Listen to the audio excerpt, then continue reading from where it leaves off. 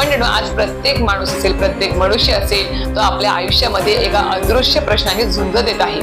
बघायला गेलं तर वरून खूप काही सगळं चांगलं दिसत असतं की खूप चांगलं आहे, हसून आहेत, खेळून. प्रश्न कुठले?